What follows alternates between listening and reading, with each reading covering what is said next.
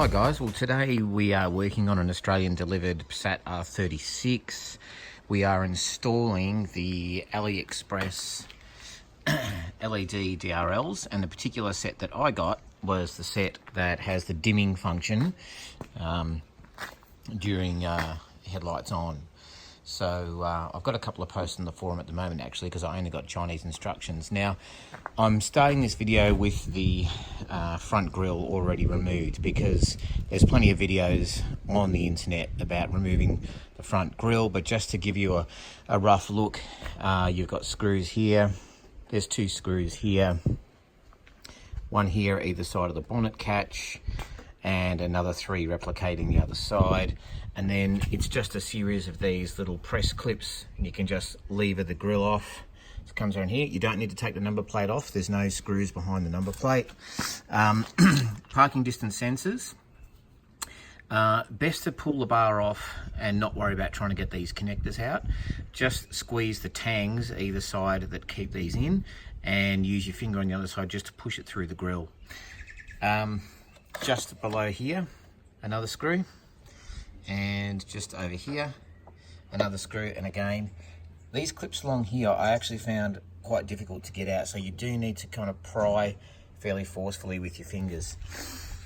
So that's the rundown of just getting the grille off. Now here's all the parts for the car. The first thing that you'll need to do is move the black, or obviously remove the indicators, and you also need to remove, where are they? The black surround that actually holds the indicator. So the indicators come off from the car pretty easily. When this is on the car, this is the driver's side. When this is on the car, you can see there's a single access hole right here, and there's one Phillips head screw, and you just put your screwdriver up underneath. It is a little tricky to get to, but you can imagine that these fins actually get in the way of that screw, so it is actually best to remove the fins either side, and then you can get your screw into there. When you actually take these original indicators out of their black shroud, it's actually very easy. AliExpress give you a prying tool, but the plastic is so flexible, it's really easy to get it past these tangs. And then the AliExpress version, which I'll show you in a minute, is identical to this, with the exception of that connector there. It's got a different type of connector, but yeah, it's a direct fit straight into the plastic housing. And look, if you're a little bit like me, I'm going to go through all these black plastic parts and give them all a good dose of black plastic treatment before I put them back on. Now the guys from AliExpress have packed these lights really well. I've taken the wiring loom out. It actually does come with a fairly sizable loom. We'll spread that out in a minute. But just to give you an indication, this is the replacement part that goes in the black shroud. You can see the OE connector is now replaced with 2. And one is a factory fit. Which one is it? It's this one. Sorry, this one. The D-shaped connector is your factory fit for your traditional indicator. In fact, you can go to the car and just plug it in right now, and that will just work as an indicator, as it does today. The second connector, which is the oval-shaped one here, that is the one that connects up to the DRL wiring loom. So I'll go and get that and show you. All right, guys, so here's the wiring loom that is supplied by AliExpress. And I've laid it out in this way because I just want to show you roughly the format of the wiring. So this is the control box. It's labeled as Osram. I've tried to look it up on the internet for Osram. I don't know if it's a genuine Osram product, but it seems to be well made. It's wrapped in heat shrink. I don't feel the need to put silicone or anything like that around it. Moving down the wiring loom, you've got an inline fuse. So when you actually put this in the car, suggest you make sure you can get access to that fuse if it blows at a later date. Now, my instructions are in Chinese, unfortunately. I've got to call into the AliExpress guys to tell me what the colours are. This black one, I'm assuming it's earth. I think that's a pretty obvious one. Because I bought the dimming unit, the green one, I'm going to assume you need to tap into the parkers. So when the parkers are on, it knows to dim the DRLs. Moving down the wiring loom, you go into the red wire. Now that will be either a constant 12 volt or an ignition 12 volt, meaning there's only 12 volts on it when the ignition's turned on, and I'm going to suggest that's the best way to hook it up, because you don't know if that control box will draw any residual power and current while it's idle, and you don't want it to flatten your battery. So I'd suggest hooking that up to an ignition sourced 12 volt. So moving down the wiring loom, you come to a point where the wiring loom splits. Now I've roughly laid this out on the front panel of the R36, and it's supposed to sit sort of roughly in the middle of where like the VW badge would be. Now I've laid out these two original blinkers just to show you that there's two, a left and a right. So that's the wiring loom. This installation is going to be as factory as possible. I have watched a couple on YouTube, and it's totally cool, you know, to throw the wiring back through here. But my plan is to actually integrate the wiring loom and follow the parking distance sensors and also the washer wiper tubes along the original channels. These black plastic things here, it's very flexible plastic. It just folds down, and I'm intending to put the control unit under there, away from the heat source. There's plenty of room that side. If you flick to the other side, there's not so much room in there, mainly because of the washer bottle. We have got the trainee cooler down in there, but I'm going to have a look at how hot that actually gets. Moving on to the power supply. So this whole thing is an active 12 volt fast, so there's nothing in here that is switched by ignition. So this won't be the ideal fuse box to get ignition from. Now, one of the things I have attempted to do is to understand where the green wire is going by trying to tap into the Parker bulb. So just for information, Parker bulb on this car is in that that front diffused assembly. So on the left hand side of the car, the Parker is to the right side of the xenon light, and just in front of your active cornering light. Now in this particular model, the headlight is primarily controlled by this module here. So yes, it is the xenon discharge module that controls the xenon globes, but I've also found out that it also controls the self-leveling motors. It also controls the Parker lights, the xenon shutter. So in attempting to try and find out which one of these pins is the Parker light, I've discovered that none of them are because the Parkers are actually controlled by this module.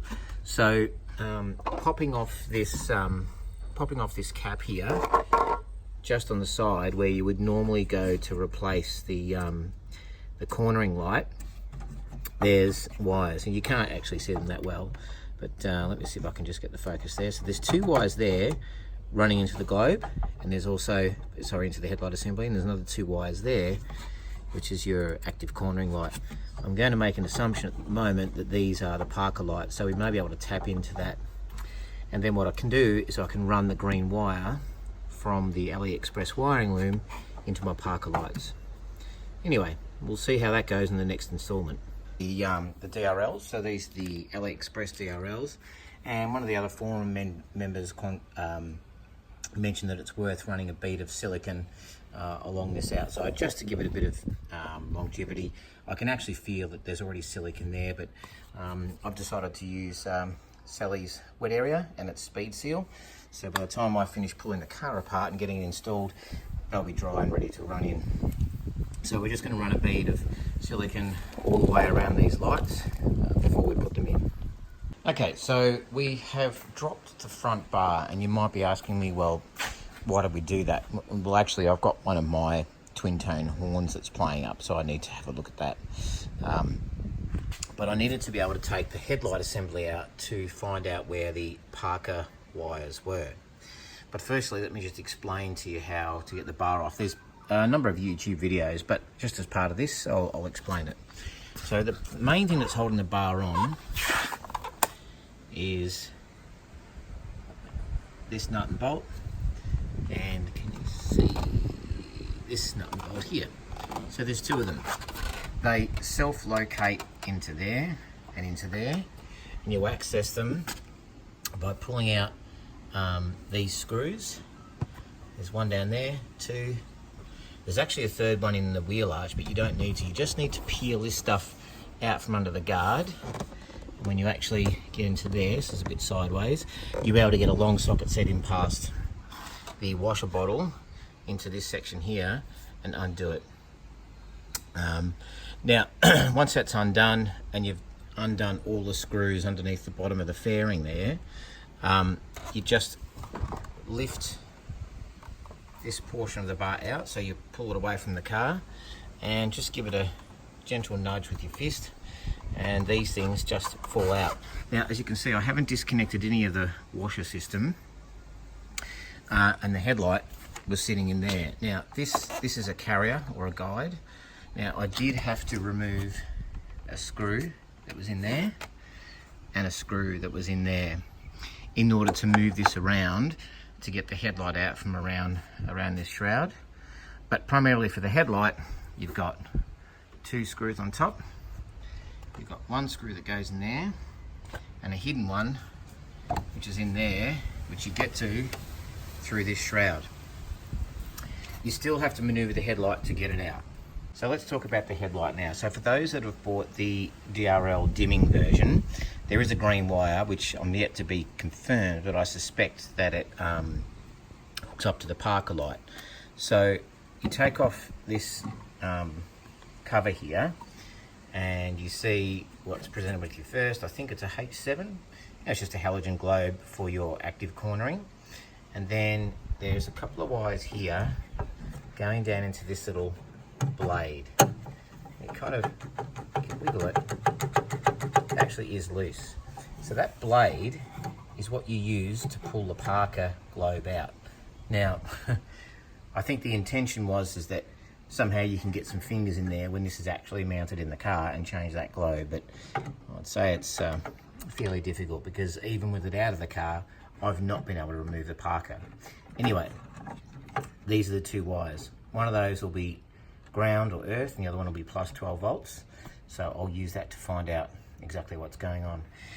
And just out of interest, I have managed to work out that the Parker lamp doesn't actually function through one of these pins. The Parker is actually controlled by this module.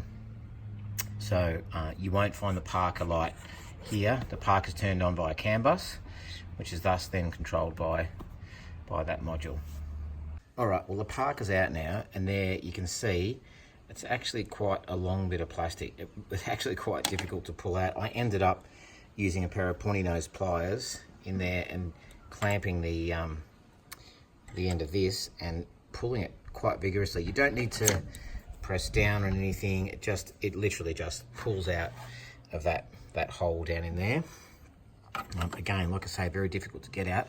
So now what I'm going to do is I'm going to plug the headlight back into the car, turn the Parkers on, and I'm going to measure that contact and that contact with a multimeter to see which one is positive and negative, and then I'll label these wires so I know which is which. All right, so you can see the headlights back in. I've got the Parkers turned on. I've got the multimeter at the ready, and now I'll tools down and measure. The case, I had the globe just resting in there between the plastic and the metal, and it allowed me to use the multimeter to test it. My positive was on the right hand side. Now, the one thing I need to do is I need to check this side, which is the negative side. I need to test it for continuity against the chassis. Sometimes with these systems, such as the completely enclosed control modules, they run a floating earth. They don't necessarily run a chassis earth. So I'm going to test that there is actually continuity between here and the chassis, because when I add in the wiring loom for the DRLs, it gets connected to chassis earth. So what I don't want to do is bring chassis earth into this circuit if this circuit doesn't make it to the chassis, because this isn't always chassis earth. It may be slightly higher. That will cause a voltage differential, which could actually affect the circuit in the DRLs. Anyway, we'll test that and we'll find out. Multimeter in continuity mode, which means that when there's a short, I hear a beep. So what I should actually see is when I touch the negative side of this light. Yep. All right, so that tells me that chassis earth is part of this circuit, so there's no problem with me using the Parker lamp and tap that positive to tell the DRLs to go dim when we're done. The installation was obviously to put in the control box for the DRLs. Now finding a home for it was a little tricky because I wanted it to look as factory as possible. So what I've decided to do is to put it down here. Got my torch. Just tucked in, down in there. A little bit difficult to see, but what it enables me to do is make it look as factory as possible. What I've got is the wiring loom comes out of the box and I can get access to the fuse. Just tucks in there to the wiring loom. The wiring loom goes through the original factory wiring clamp there. So let me see if I can hold the torch at the same time, the video. Yeah, so we get access to the fuse. It goes through the original wiring clamp, past the 12 volts, and then we've got our wires which ultimately feed 12 volts earth. The earth is going to be terminating down there on that earth sprocket there. And 12 volts, I'll see if I can find something in here. If not, the 12 volt that ultimately will end up going in and it'll penetrate the firewall through these locations here, the factory locations. Again, the control box right down in there. If you can see it, hopefully you can. Try from underneath as well. You can see I've attached it with 2 lots of cable ties. Now you do need to be careful because there is, just up under here, there is a wiring loom just on the other side of this chassis rail. So if you do use this position and you do use the cable ties, be careful not to put the cable ties around the wiring on the other side of that chassis rail, otherwise you'll constrict them. It's part of this wiring loom here, but you can feel it pretty easy. But the way that it's mounted, and I'll put 2 just in case one breaks, and I will cut those tails off. But the idea, of course, is that the corner of the unit is actually wedged into the factory plastic shroud, which is that shroud there. So it's part of the headlight assembly. So the next phase now is just going to pop the headlight out, do a Parker lamp tap, and we'll continue the wiring. Alright, well just the next part of the installation, I've pulled out the right hand side of the passenger side headlight. I've ended up taking out this mounting shroud. It just made it too difficult to get the headlight out past this corner. On the other side it actually scratched the lens, whereas this side it just slid straight out. And just for reference, that's your headlight connector. So the actual HID box is mounted there. Again, I chose to use the factory wiring loom retainer, and the power will go up into the car. The actual feed to the DRLs comes out here, goes around past this earth strap. Now I've left it a little bit loose, so if they ever have to get this starter motor earth off, they can move that. And what it does is it goes down around the chassis rail and follows another wiring loom, and it appears out at the bottom here. So there's a mount here. I've just found that this wiring loom had actually come off this this mount, so I'm going to use a factory mount, which is that wiring loom there is all your parking distance sensor and your washers. I'm just adding the DRLs to it, and it's a nice place to put the factory mount. So there it is coming out. It's following a factory location straight up under. It's definitely away from the heat source here. There is a shroud that goes over here anyway, but it's away from the heat source here, and it's certainly away from the heat source here. There's plenty of airflow through here and around here into the HID box. That should this have any heat build up in traffic, we should be fine. It'll get the residual of the thermo fans anyway. So the next trick now is to see if we've got enough length to get my DRLs to the other side of the car. Alright, so now moving to wiring the front part of the car. we've used our factory location, and what I've done is I've tried a couple of different routes, but in the end I've got it in behind this protector foam.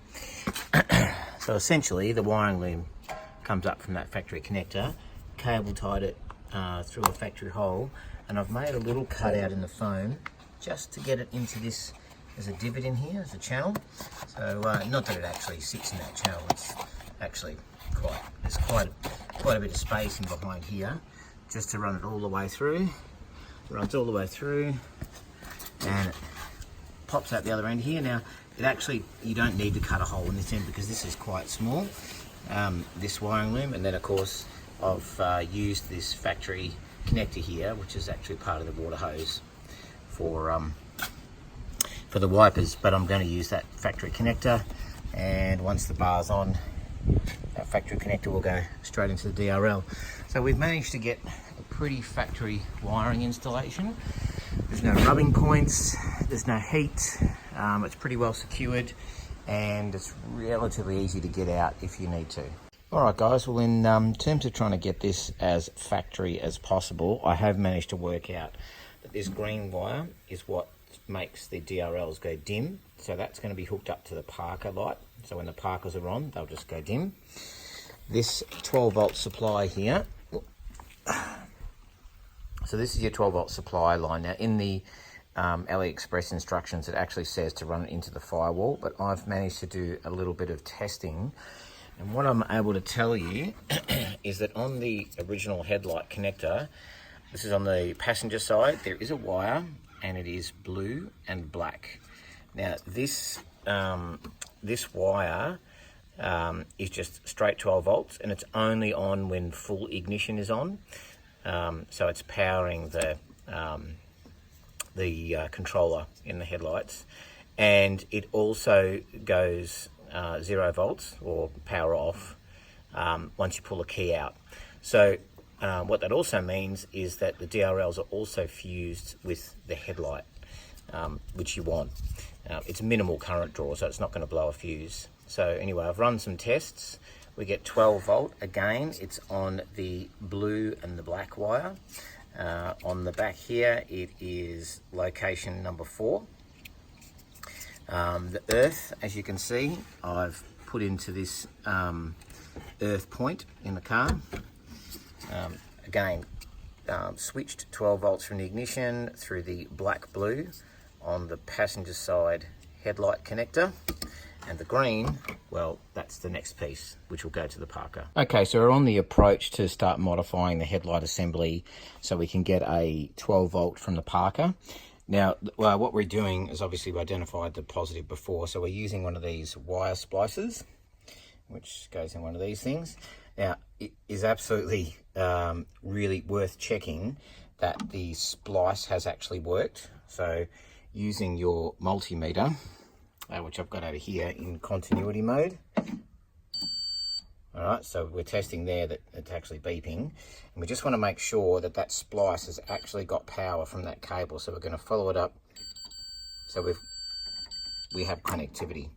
So it actually means that 12 volts is going to be at that splice, and that is well worth doing because you don't want to be pulling the headlight out only to find the splice didn't work. From the Parker, so I've got some automotive wire here. It's pretty light gauge. There's really very little current being drawn here. It's just really 12 volts to tell the HIDs that the Parkers are on so they can dim. Now again, if you don't have the dimming module, then you don't need to worry about this. So I'm just continuing with green because green is what came on the loom, and it's running through the headlight. So I've used this coat hanger to very gently go in via the back of the headlight to get to the other side. Now you just want to be careful because obviously these are self-leveling, so there are gears and motors sitting in here. So you just want to make sure where you run that wire, you're not going to interfere with anything. So I've spent the time to actually have a look in here. It's actually a terrible wiring loom, really, that motor drive. But you can see I've managed, if you can possibly just see, I've managed to get around the gears. And what we're going to do is we're going to put a hole in the headlight just below that air vent there. And that's going to be where we actually plug in to the wiring loom that came with the HIDs. So this, I'm using an RCA socket. So this is a, this is a panel mount RCA. So this is actually going to go into the headlight, and I'm going to put a bead of silicone around there to keep it sealed.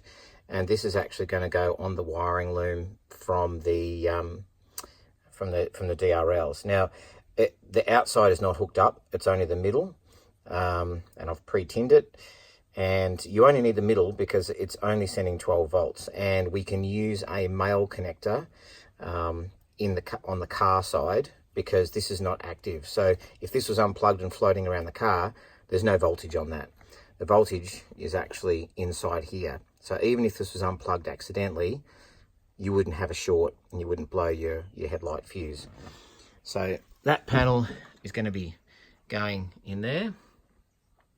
We'll solder that green wire to that, and the other end of the green wire will go into the tap, and then the fuse can go back on. And again, as you can see, the tap is a fair way down the wires, so you can get these bulbs in and out. They're actually quite terrible to get in and out. Yeah, we'll do the next phase. All right, guys, a couple of important steps here if you do plan to do what I'm doing. So you can possibly see that I have cable tied my green wire to the existing wiring loom. So that is a way to keep it away from any of the moving parts that are in there for the self-leveling. And what you can do, actually, to do what I've done, is you just put a cable tie here, make it slightly loose, and then push it down in there. And you can use some pointy nose pliers to get in there and just pull it tight. And then, of course, I'll put another one there. If you're doing what I'm doing and you're using the panel mount RCA socket, or any RCA socket for that matter, panel mount, sorry, make sure you put your nut and your washer on the wire before you thread it through the hole in the headlight. The other thing you should also do too, to make the job easier, I don't think we can focus on that, can we? Anyway, you can't see, is pre-tin your wire. So that means put a bit of solder on that, and also with the RCA socket, put a bit of solder on that too, because when you actually go to join it, all you have to do is just heat up the solder on this and then just touch it on there and the job will be done. All right, so when you've done soldering your Parker wire onto the RCA socket, strongly advise you putting a bit of heat shrink across here, just so you don't have an open 12 volts floating around in the headlight. Nothing's really ever going to happen, but this is just for best practice. So the final result here is actually ended up, I've ditched the wire tap because I just found the one that I had was intermittent, so it would make the DRLs dim and bright and dim and bright. So I just did a splice and I used my soldering iron to solder it. I just removed this connector. You just push that little tab down and the whole connector just slides out. So I was able to slide a bit of heat shrink over there, and it also looks much more professional and it's a bit more flexible as well. So again, the green wire running through there, following the wiring loom, and then out into this connector. Now we'll go to the car now and solder the green wire from the DRLs onto there. Again, another worthy test. Just put your, hang on a minute. So this is your plug. That's the center pin. Put that, plug it in. Multimeter, continuity, test for positive. Positive is this side. Yep, so we know that it works all the way through the light, all the way to that connector. All right, so after fixing the headlight, the net result is we've integrated the power wiring for the DRL box into the wiring loom, and just use a bit of new tape, so it's going to go straight into the headlight. Then what we've got is we've got our connector, which is going to run around the back, and it's going to sit right in here and just plug into the back of the headlight. So no obstructions, nothing to get caught on, plenty for the of length on the cable to pull the headlight out if it ever needs to come out for any reason. And of course it can be unplugged, so you can take the entire headlight out as a complete unit. And again, there's no 12 volts on here, it's not live. it's actually receiving 12 volts. So now we just got to put the DRLs in and test that it all works. Okay, Parker's working and no DRL. That's exactly how we wanted it. So if you're sitting on the side of the road, your daylight lights are not running, they're only running when the car's running. Okay, ignition fully on, as you can see. Parkers are on, daylights are on. Let's get a bit closer, there you go. But they are dim. So now when I turn the Parkers off, they should go bright. Okay, so Parkers are off, and now these, well, you can't really tell because of the phone, but they are much brighter. And that's with the headlight position in auto. Okay, headlights now fully on, Parkers on, HID's on, and DRLs are on. And of course, they're dim. HID, and now you've got your alternating white and orange lights. Again, another test, I'll turn off. Parker's now off, so there's no Parker, no headlight, just an indicator. And then when I turn my indicator off, it goes back to a full brightness DRL. And both sides are working. So now, this is the end of the video. I won't bother showing you how to put the car back together because I'm sure you know how to do that. Thanks for watching.